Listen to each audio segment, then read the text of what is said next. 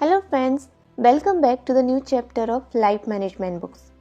Experts कहते हैं कि इमोशंस का मतलब है एनर्जी इन मोशन।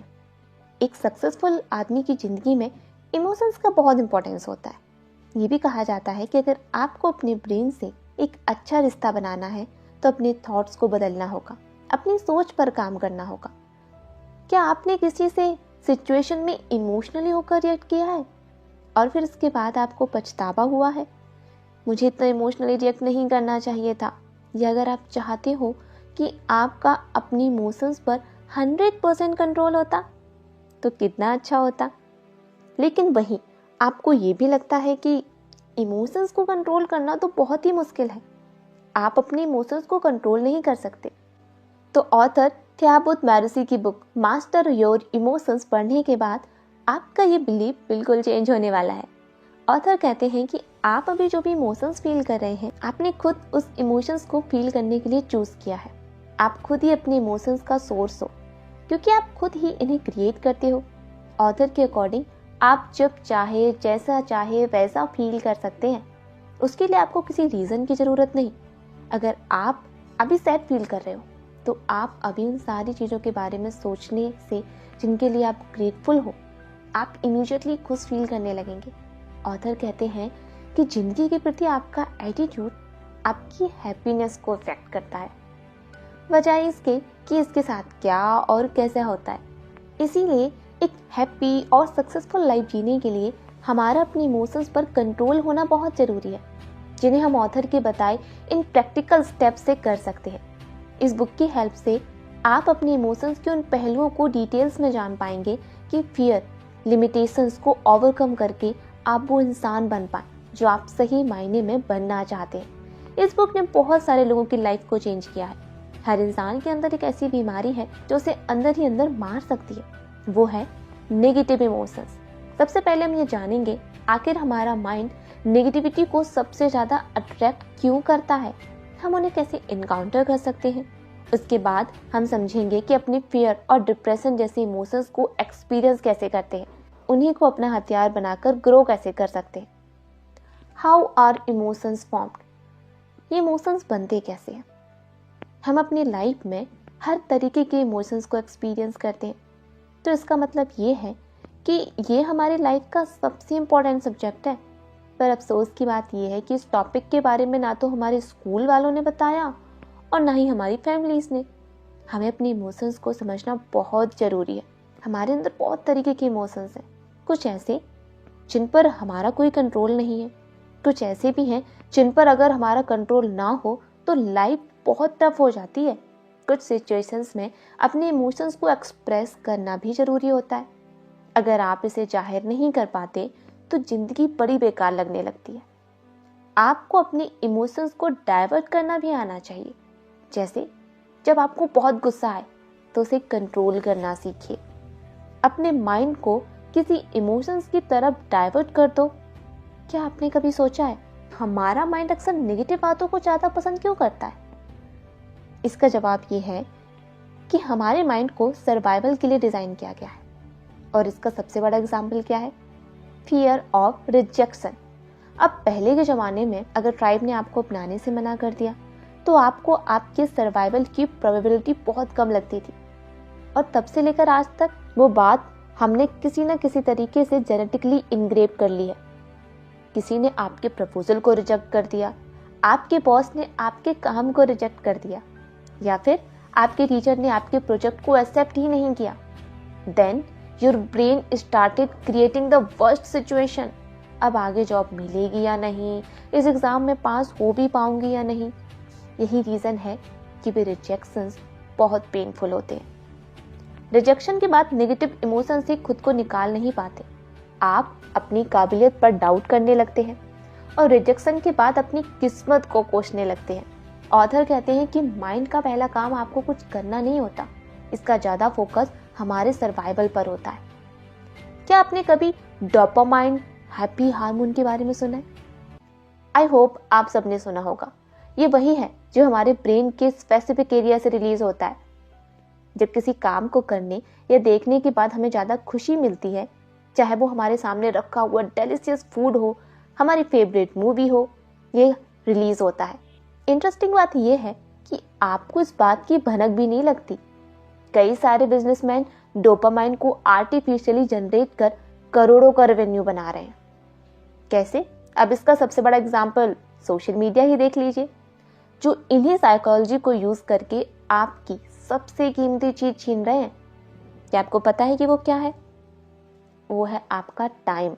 जो खुशी आपको फेसबुक स्क्रॉल करने से मिल रही है, असल में डोपामाइन रिलीज होने से मिलती है। ये हैप्पीनेस का वर्जन है जो बाद में आपको अनहैप्पी कर देगा। ऑथर कहते हैं कि सिर्फ फियर ऑफ इमोशंस हमारे इमोशंस को कंट्रोल नहीं करता, बल्कि ईगो भी बराबर का पार्टनर है। क्योंकि आपका ईगो आपको खुश करने के चक्कर में लगा रहता है। उसे दुनिया का तो कोई मतलब नहीं, लेकिन जब आपका ईगो हर्ट हो जाता है तो कई सारे इमोशंस को रिलीज करता है। अब वो चाहे सैडनेस, फ्रस्ट्रेशन, डिप्रेशन या फिर एंगर ही क्यों ना हो। तो इसे कंट्रोल करना सीखिए। इन इमोशंस से इम्पैक्ट क्या पड़ता है? इसका सिंपल जवाब पता है क्या है? GIGO principle. अब ये क्या भला है? गीगो, इसका सिंपल डेफिनेशन है garbage in garbage out. If you do ill, speak ill, think ill, the outcome is going to leave you ill. If you do well, speak well, think well, the outcome is going to well. मान लीजिए आप अपने दोस्त को video game खेलते हुए देखते हैं, तो आपका क्या मन करता है? काश मेरे पास भी एक वीडियो गेम होता। तो वो आपकी डिजायर हुई। वहीं आप किसी की मोटिवेशनल स्पीच सुनोगे तो आपको मोटिवेट करेगा।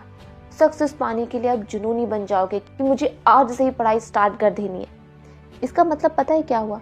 आपके ब्रेन के दो डिफरेंट आउटकम्स। बस ये आपको डिसाइड करना है कि आप क्या एक्सपीरियंस करना चाहते हो। हमारे इमोशंस कई सारे फैक्टर्स से इन्फ्लुएंस होते हैं। आप क्या फील कर रहे हैं? अगर आप उन सर्वाइवल मैकेनिज्म से निकले हुए इमोशंस रिएक्शन को देखेंगे तो ज़्यादातर इमोशंस हमारे थॉट्स का रिजल्ट होते हैं। फिर भी ये अकेले इस बात का जिम्मेदार नहीं है। आपका शरीर, आपकी आवाज़, आप क्या खाते हैं, कितनी अच्छी नींद लेते हैं, ये भी आपकी क्वालिटी ऑफ इमोशंस या फिर यूँ कहें कि क्वालिटी ऑफ लाइफ के लिए एक बहुत ही इम्पॉर्टेंट रोल प्ले करती है। कैसे? आपकी इमोशंस आपकी नींद को कैसे इम्पैक्ट करते हैं? आपने कभी ना कभी ये बात नोटिस की होगी, जब आप पूरी रात सोशल मीडिया, अपने फ्रेंड्स से चैट करते हैं या कोई मूवी देखते हुए अपनी सारी रात जागते हैं, तो कहीं ना कहीं आप अपनी बेसिक नीड्स को सेक्रीफाइस कर रहे हैं, जो है आपकी नींद। जिसके बाद अगली सुबह उसका साइड इफेक्ट देखने को मिलता है। आप लेजी फील करते हैं। जो भी आपने टारगेट बना रखे थे कि कल सुबह से एक्सरसाइज करूंगा, पूरे काम को अच्छे से करूंगा, वो नहीं हो पाते। इसलिए अच्छी नींद जरूरी है अपने काम पर कंसंट्रेट करने के लिए। सिर्फ नेगेटिव इमोशंस ही आएंगे अगर इस तरीके से हमारी नींद पूरी नहीं होगी। ऑथर ने यह भी बताया कि 2016 में एक ऑर्गेनाइजेशन ने एक रिसर्च की, जिससे पता चला कि जो लोग 6 घंटे से कम सोते हैं उनकी मोर्टेलिटी रेट 30% बढ़ जाती है, उनके कंपैरिजन में जो लोग 7 से 9 घंटे की पूरी नींद लेते हैं। तो अब सवाल ये है कि आपको अपनी नींद की क्वालिटी कैसे इंप्रूव करनी है? Make your bed pitch black, मतलब लाइट ऑफ कर लीजिए या फिर मार्केट से स्लीप मास्क ले आइए। Avoid music in electronic devices जैसे कि smartphone, TV and relax your mind. इसी तरह हमारी बॉडी लैंग्वेज, थॉट्स और हमारे इन्वायरमेंट आपके इमोशंस पर बहुत ही गहरा इम्पैक्ट करते हैं। यानी कि आपको उन लोगों की कंपनी से दूर भागना है जो आपको डिमोटिवेट करते हैं। अब आप अपने इमोशंस को चेंज कैसे करेंगे?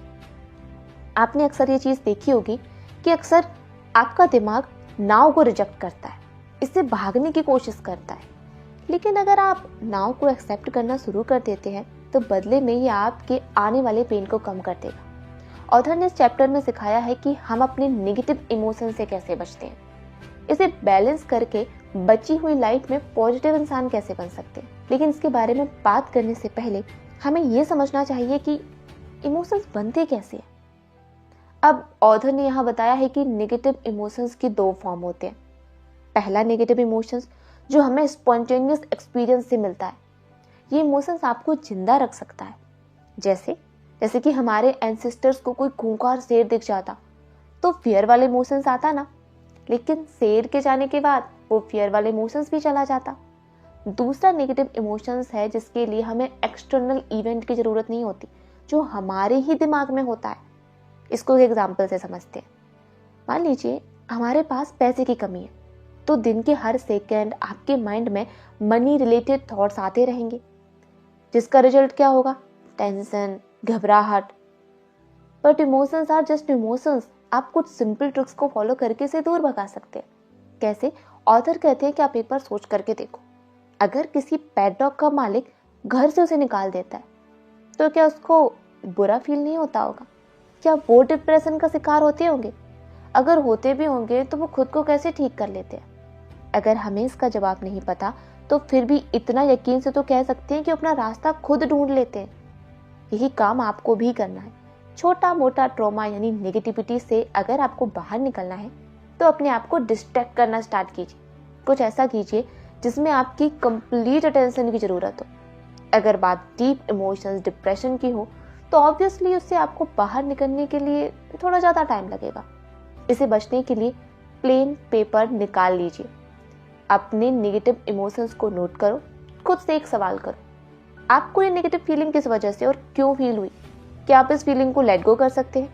अगर इसका जवाब आपके अंदर से आता है कि नहीं, तो अफर्मेशंस, विजुअलाइजेशन, रेगुलर बेसिस पर एक्सरसाइज करना स्टार्ट कर दो, ताकि अपन हैबिट्स की हेल्प से उन नेगेटिव इमोशंस को कंट्रोल कर पाओ। Next, how to use your emotions to grow. हमने इमोशंस की गलत इमेज बना रखी है। ज्यादातर लोग अंडर एस्टिमेट करते हैं। लोगों को लगता है कि इनकी वजह से हम कमजोर बनते हैं। पहले तो ये बात आप लोग सच सच बताइए कि आप इंडिपेंडेंट कब हुए? अगर सक्सेस भी हुए तो किस लिए?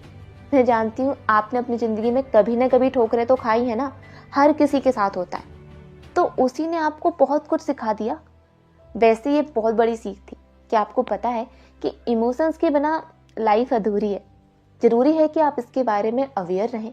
लाइफ में 3 चीजें हमेशा याद रखें। फर्स्ट, अपने इमोशन से हमेशा अवेयर रहे। सेकंड, अपने माइंड की कंडीशनिंग करते रहे। थर्ड, इमोशंस के बारे में लिखते रहे। अब लिखने से क्या होता है? इससे आपको पता चलेगा कि कितने छोटे छोटे रीजंस हैं जिनके कारण आप पूरा दिन बर्बाद कर देते हैं और अपसेट होते रहते हैं। इसके अलावा आप क्या कर सकते हैं? अपने इमोशंस को रिकॉर्ड करो, उसे अपने लाइफ की मूवी की तरह रेटिंग दो। आपकी लाइफ की परफॉर्मेंस कैसी जा रही है? जब भी आप लाइफ के कॉर्नर में फंस जाओ तो आप उसे बाहर निकलने के लिए 3 स्टेप्स को फॉलो कीजिए। सारे टास्क की लिस्ट बनाइए, उसे एनालाइज कीजिए, उसमें जो सबसे इंपॉर्टेंट है उसे आइडेंटिफाई कीजिए।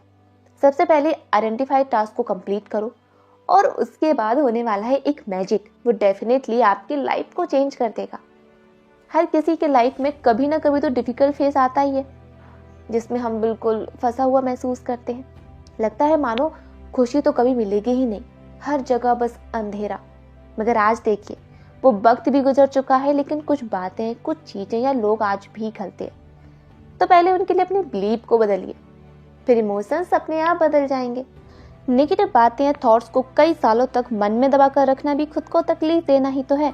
उसे खत्म कीजिए। उसके लिए आपको एक फोन कॉल करना पड़े, गले लगाना पड़े, माफी मांगनी पड़े, एक सिंपल मैसेज टाइप करना पड़े तो देर नहीं करनी। हमारी छोटी सी लाइफ में जगह सिर्फ खुशियों को देना चाहिए, तो उसके लिए जगह भी तो बनानी पड़ेगी। बाहरी कोई भी सिचुएशन, इंसान या इवेंट आपके साथ नहीं खेल रहा, वो बस आपके इमोशंस के साथ खेल रहा है। वो इंसान या इवेंट आपके बहुत करीब हो तो इफेक्ट होना तो लाजमी है, लेकिन अवेयर रहना, किसी बात से बहुत ज़्यादा हर्ट नहीं होना। इमोशंस तो हर्ट होंगे, लेकिन अपने आप को टूटने नहीं देना है, क्योंकि आपको तोड़ने वाला कोई और नहीं होता, आप खुद होते हैं। क्या आपको लगता है कि आपकी खुशी की रिमोट कंट्रोल आपके हाथ में है? अगर है तो इससे अच्छी चीज आपके लाइफ में और कुछ नहीं हो सकती। लेकिन अगर आपका आंसर है ना, तो समझ लीजिए कि अब आपको इसको हाँ में बदलना है। वो टाइम आ चुका है, क्योंकि आपके इमोशंस आपकी लाइफ को काफी इफेक्ट करते हैं। आप अगर पॉजिटिव स्टेट ऑफ माइंड में होते हैं तो आपका कॉन्फिडेंस बढ़ जाता है, नए चैलेंजेस को अपनाना ईजी हो जाता है, आपकी लाइफ बेहतरीन हो जाती है। अपनी कंफर्ट जोन से बाहर आना आसान तो नहीं होता, लेकिन अगर आप कोशिश करेंगे तो आसानी से आ भी सकते हैं। आपके पास अच्छे आइडियाज होते हैं, आप एक क्रिएटिव इंसान बनते हो, और भी कई पॉजिटिव इमोशंस को खुद में डेवलप कर पाना भी इजी हो जाता है। आपने इस बुक के लेसन से क्या सीखा, मैं कमेंट्स में जरूर बताएं। मिलती हूँ आपसे नेक्स्ट वीडियो में, तब तक के लिए take care and thank you so much.